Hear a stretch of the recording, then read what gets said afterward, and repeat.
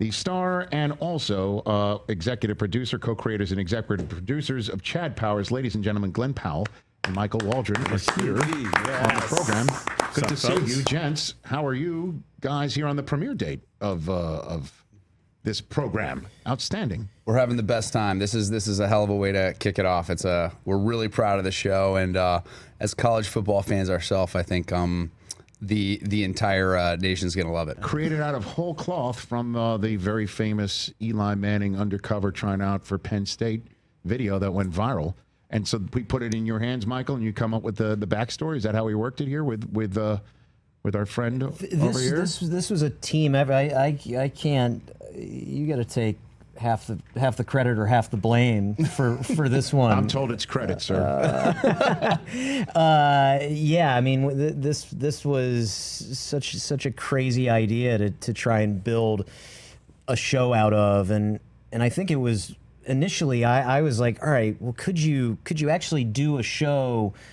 Could you do a Mrs. Doubtfire thing in a show? Yes. And that's what I said to Glenn. I was like, I don't know how that could work. And Glenn was like, but what if you did try that? What if you did try to make it work? And I was like, oh, that's there it is. Based off of just this one video that we saw from Eli a couple of years ago. And how did this wind up on your plate? Well, you know what's really, really funny is we heard that Omaha was, wanting to do something with Chad Powers. And what's really funny in Hollywood, it's like for the two of us, like he's a big Georgia guy, I'm a Texas guy. Right. And we connected over college football when we first sat down. And there's very few people in Hollywood that are actually sports fans.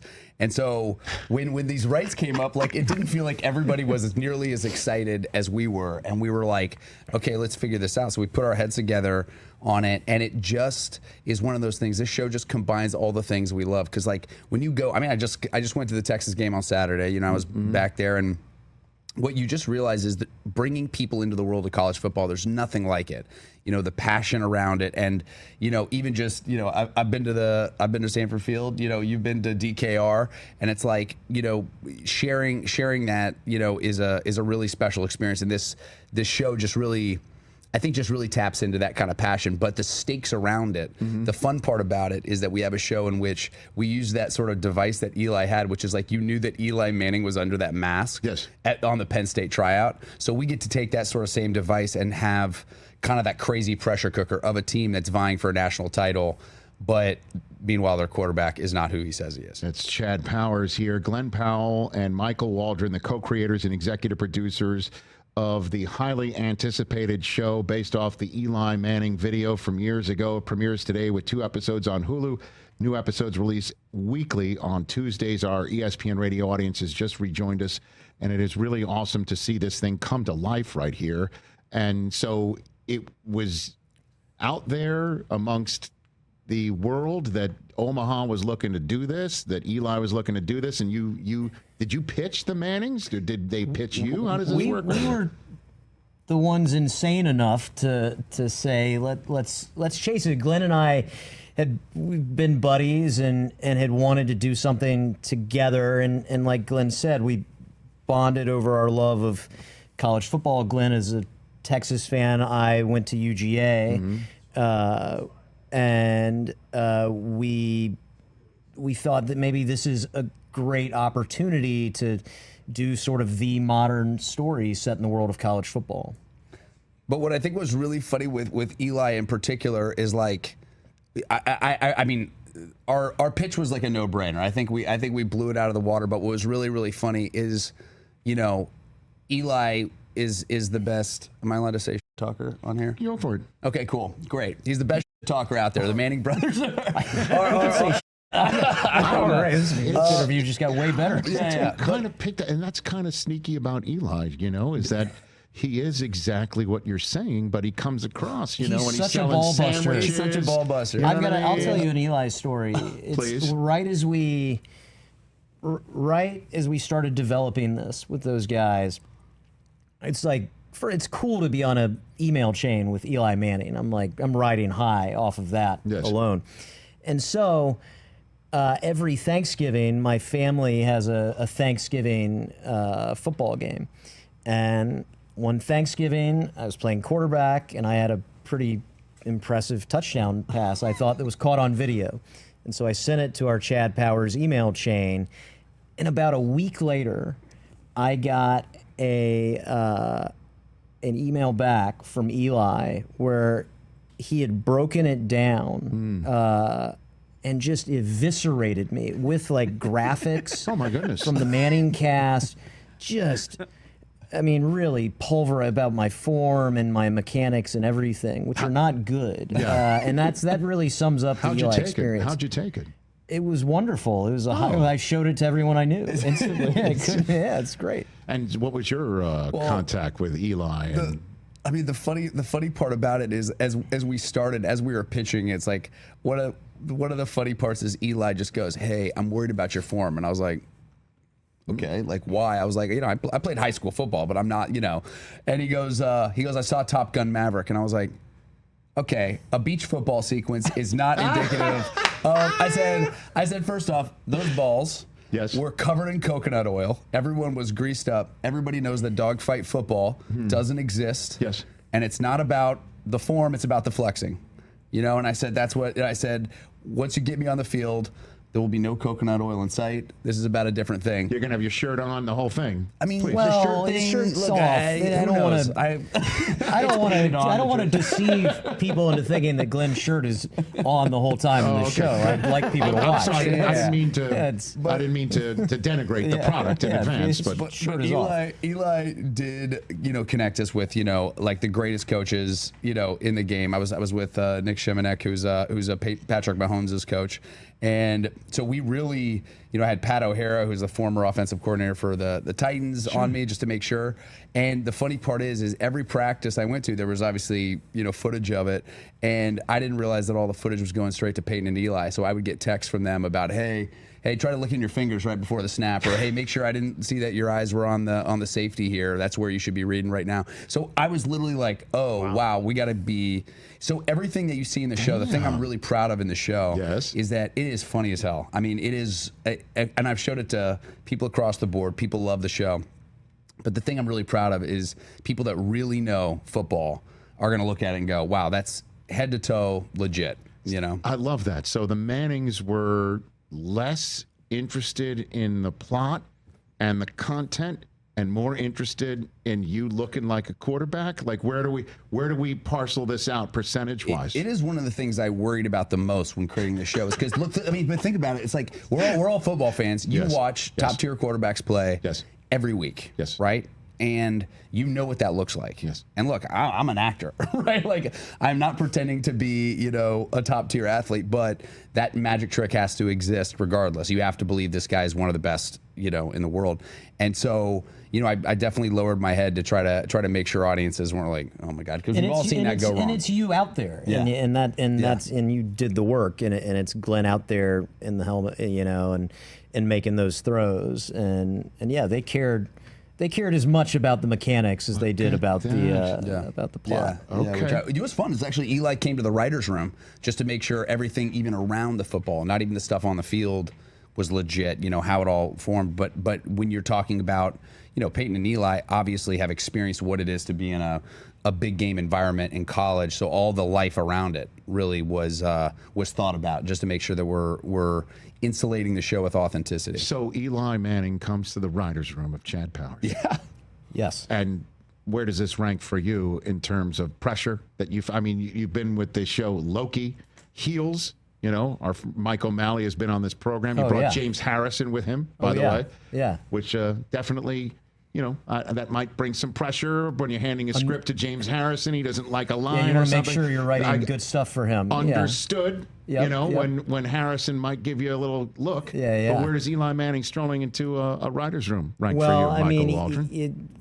Eli is really tall. I think that Eli is huge. Intimate. I mean, I guess I wasn't talking about you being physically hurt. Oh, I was worried that he would physically hurt. That one I wasn't concerned about. Never seen Eli lower his shoulder on anybody. You should see him in this second life as a creative. But you got to get this right, though. No, I mean he was honestly he was so amazingly helpful and just fielding questions from our writers' room about, because the show, audiences can watch great football Saturdays, Sundays, and part of the fun of the show is filling in what are these coaches, these players doing between the games, because Glen's character is trying to keep up this disguise, not just on the field, but in every moment, before and after the game. So Eli, he helped fill in the life of a college quarterback. It was great. Glen Powell, Michael Waldron here to talk about Chad Powers, which premieres today. 2 episodes on Hulu. There's 6 episodes. The rest will drop every single Tuesday. And in terms of promoting this, appreciate you being here, Glenn. You did College Game Day for Texas versus Ohio State at the Horseshoe. Absolutely. And you're a Texas guy, correct? I'm a big Texas fan. I know your dad, who's here, is the Ohio State Buckeye guy. I don't mean to disrespect. You guys almost threw some fists in the dressing room out there. Right. No, it's what was that like? Were you welcomed by the folks in Columbus, Ohio? The craziest part is this is my fault. I really, for some reason, I've always wanted to see a game at the Shoe. Growing up, like my dad, the only time my dad's the most calm guy in the entire world. The only time I've ever seen him lose his temper is over Ohio State football. Well, then the last 4 Charles Novembers have been Woodson difficult. running it back. I remember that one. He was like, it's the only time I've ever seen my dad lose his cool. And going to the Shoe, I was like super excited about it. But College Game Day, they rarely allow like opposing team guests be the guest on College Game Day. That's right. So I'm sitting there thinking, okay, I'm going to be up, at least with the booth with the boys. A little removed from it. Sure, I know I'm going to get booed, but at the same time, it's all part of the process. I was like, all right, so where am I doing this interview? And they brought me into the middle of the student section. And I'm in it was Ohio State fans, Buckeyes as far as the eye could see. I couldn't hear. I couldn't hear anything. She's asking me questions. I was watching on TV, and I'm like, oh, he can't hear. This is chaos. I was literally like, this is like, and all I'm sitting there, I'm like, am I about to just like, you're in their territory, I get it, but I'm like, am I just about to just talk all of Buckeye Nation right now? I don't know how to handle this moment. Anyway, we had a great time. It was a little bit of a tactical error on my part. Tactical. I shouldn't have assumed that I was going to be welcome with open arms in Buckeye territory on week 1.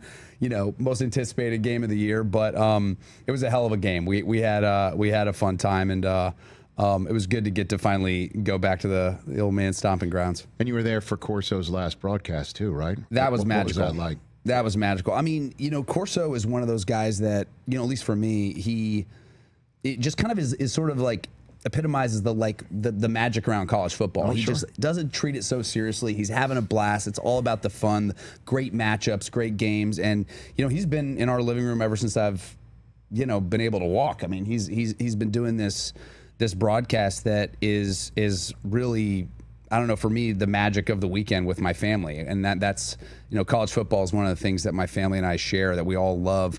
And so it was really pretty cool to bring my family up there, for Corso's last game. And I got to do game day before. He was so fun. But it was just to get him to see him off into the sunset for that last moment was really, really special. He's going to be very missed. He's a hell of a guy. Yeah, he put the headgear on we one were last hoping time. he would put on the fictional There's no way. team's That's a symmetrical story. us. The first headgear of Buckeye Nation. He had to do it. If he chose Texas, I would have.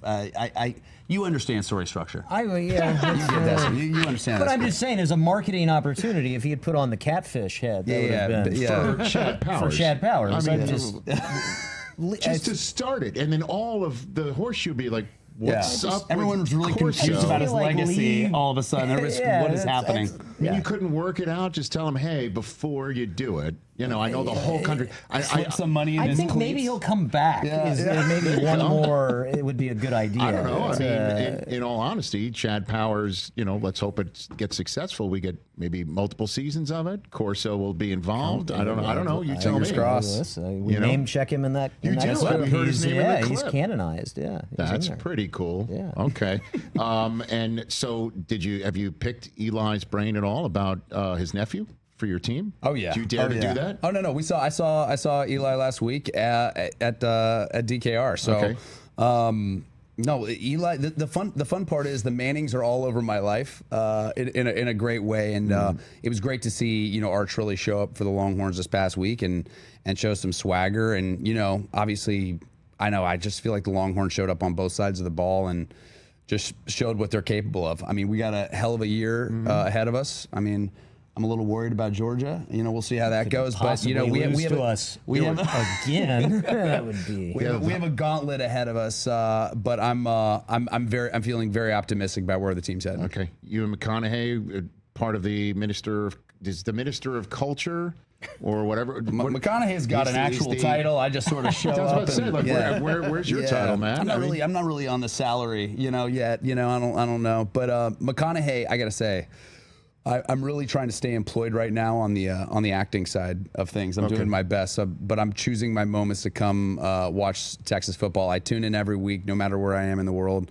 But the best part about this show is.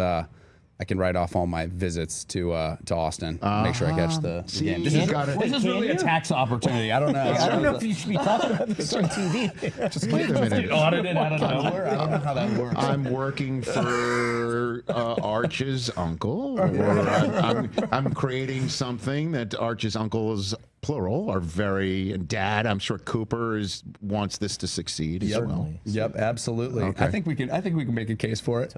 We're talking about Chad Powers. A few minutes left with the star, as well as co-creators and executive producers. How did you choose the nose? Is it the same one that Eli wears, or what? Not to get really creepy here. You can talk about some of the good and the bad, the ugly on the prosthetics. This had to have been a massive subject matter in creating this program. Yeah, this was not as to what the right notes. Did you get notes on the nose from Disney executives, or what do we get here? I mean, our own internal process on it was a blast. We went to a prosthetic studio, Vincent Van Dyke's prosthetic studio, in Hollywood. Okay. And Glenn went to the top of the line. It's not just any nose here. Yeah, and Glenn had a full mold of his face made. And we went through a bunch of different designs of just how ugly you could be. It was really amazing to see the different permutations of your ugliness. And it was different. No, it's not a Mission Impossible mask. Like, it's not just one. The disguise is several different pieces: a nose, a forehead, cheeks. And so it was kind of like a Mr. Potato Head thing of like, all right, if you put this forehead with these cheeks and this nose, how much does that make the audience want to throw up versus like, can they, finding the right balance of funny but appealing. And this was adorable. Yeah. Oh. It was okay, that's the word that we're going with. It's okay. There were some grotesque ones that I'm glad we didn't go with, but we discarded them.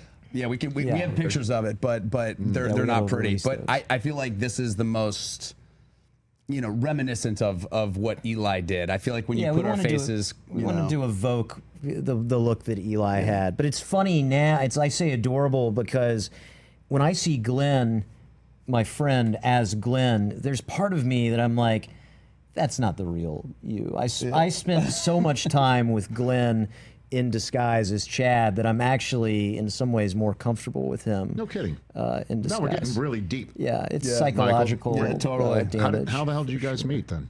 How did you guys we just got set up. Everybody just said, hey, I think you guys would really get along. And like our agents were like, hey, like, is that right? Yeah. And I'd been a fan of Glenn since I saw him in Everybody Wants Some, and I was like, that's a guy I know I'd love to write for and work with. And we met, and we were like, oh, we get along. We're both college football fans. We both love the movie Armageddon, which is a real. It's so true. It's like we spent most of our first meetings talking about that. We have a great Armageddon. Armageddon is an amazing runner in this movie. Michael Bay in Armageddon is an amazing runner in this show. So you'll see. You'll love it. Speaking of runner, how about that for a little twist right here? Yeah, The Running Man. Whoa. Yeah, dude. Yeah, Come on now. The movie's great. It's really good. So when do we get The Running Man? November 14th. This is it. This is, I mean, fantastic. The Running Man is one of the best Arnold Schwarzenegger movies. Yep. Certainly ones that people don't say off the top of their head. Totally. You know what I mean? Like they're not sitting there going, "Oh, the running man is my favorite," except this guy. Yeah. Right Well, now. really? Well, I mean, part of me is I say this all the time. My wife hates when I say it, so I'll say it again. I feel I was put on this planet, part of me, to give away cash and prizes. I just can't get enough of it. So the game show aspect of it, Richard Dawson being the bad guy in the original, that also included Jim Brown. Yep. By the way. Yep. I mean, the other people in it, and it was just awesome. So what is there? And again, I know we're talking Chad Powers. We just spent some time on it. What am I going to get out of this movie? Well, I think what's really fun is like you look at the original. So the original story is based on a Stephen King book. Yes, sir. And the Arnold Schwarzenegger movie is based on that. They kind of isolated it to like a studio. Our movie takes place out in the real world. So like the Stephen King book is like you release this guy out in the world, the entire world is hunting this guy. So you have those hunters that you're talking about, the Jim Browns of the world, but you also have, entire citizens of the world who can get paid for killing this guy. So it's just like this movie just operates at like an octane that's like hard to fathom, and it's just relentless. It's so fun. So there's no home game version like there was in the original. No, exactly. Pretty much. exactly.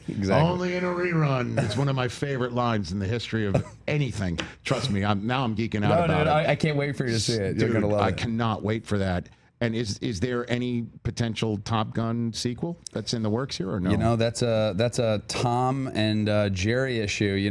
Those are the guys that kind of control when we go back to Miramar. I mean, who knows? That's the other thing is I stopped asking questions about it, but I do know there's a path forward on it for sure. Okay, I'll take that and I'll run with it. All right. Because that was so great about seeing it again. For people, again, obviously I'm older, but seeing it was such a nostalgia aspect to it that just hit me and hit my wife just in the gut and in the heart just to see it again. And it was it was such a wonderful continuation. I totally agree. I mean, it's one of the things I think I'm the most proud of around Top Gun Maverick is like, all those guys that, were responsible for making that movie, especially Tom. You just saw his relentless pursuit of perfection. It's something that I've taken on to every job, including Chad Powers, where it's like, hey, it's your job to be accountable for every single part of this thing being great, and that's one of the things we had to learn how to fly F-18s for flyovers. I do all my own flyovers in this show. Yeah. But it's true. It's like to do something great, you really have to just like stick to it. And that's where it's like, that's why I'm proud of like the comedy in the show and just like the college football in the show, every single part of it, the drama, like it just shows you that if you really want to do something, just do it right. And so Tom, I really that was the greatest film school of my whole life. And by the way, I'm not kidding. Like the nose too. You got to get that right. You got to make sure. I'm serious. Like, and it's funny that you mentioned it's not a Mission Impossible mask. It's true. And Glenn did and it was. Top Gun is my favorite movie, and so is it really? and so every time Glenn would tell these stories about working with Tom and everything and his work ethic, that was catnip for me, and I do think that pursuit of perfection and trying to make something genuinely special. It's like, we're making a show based on this funny sketch that Eli did, but our approach was, let's make the best show that anybody sees on TV this year. Let's make the best football anybody's going to see. Let's make this thing the funniest show, the most heartfelt show. Let's do it big and do it right. Yeah.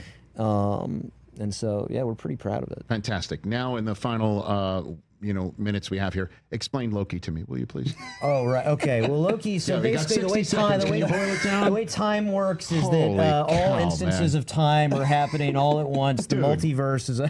Dude, honestly, the number of times I'm sitting there watching with my kids on Disney Plus. We start the. Have you seen Loki? Have you seen? I've seen Loki. I've had to shut down a lot of multiverse storylines in Chad. Dude, it's a handy device if you want to imagine Chad encountering a female version of himself. I'm like, let's just not, Waldron. Dude, were you sober? But you straight up, like when you come out with this, like not at first. No, that one was amazing. That was really special, and it's all the credit to Kevin Feige and Tom Hiddleston, who originated that character, and Marvel just let us, every crazy thing I pitched and wanted to do, they were like, "Yes, step on the gas." Where'd you find? Where did the Owen Wilson connection come in on that? Because I'm not thinking when I think of Loki, I'm not thinking. What's missing? Owen Wilson's missing. I mean, Owen, but he's he's the secret sauce of that thing. He grounds it. He makes that character. He's sort of the audience's eyes in to all the insanity of that world, and Owen's brilliant. Is he another UT guy? Am I missing on that? He is, yeah, he is. So that's all you just work. That's it. He's a big football guy. Yeah. I haven't seen him on the sidelines this year. I've caught him for some LAFC games. Yeah. But he's a good one. Well, congrats in advance on Chad Powers, and thanks for coming here, both of you. I know Brisket didn't get any time here, but Brisket's somewhere around. He'll come back groomed, ready for you. I think Brisket's taking an El Segundo walk, just like many of us do here. The 6-episode season of Chad Powers premieres today with 2 episodes on Hulu and the final 4 released weekly on Tuesdays. Congrats in advance. Best of luck to Texas and Georgia. And I'd love to see you back here, certainly when you're doing the running, man. I love that. I will go all in on Absolutely. that, brother. We'll I can't wait for that. Glen Powell and Michael Waldron here. Check out Chad Powers on Hulu. Hey, you made it all the way to the end. Thanks for that. Check us out every single day streaming live on Disney Plus and the ESPN app 12 to 3 Eastern.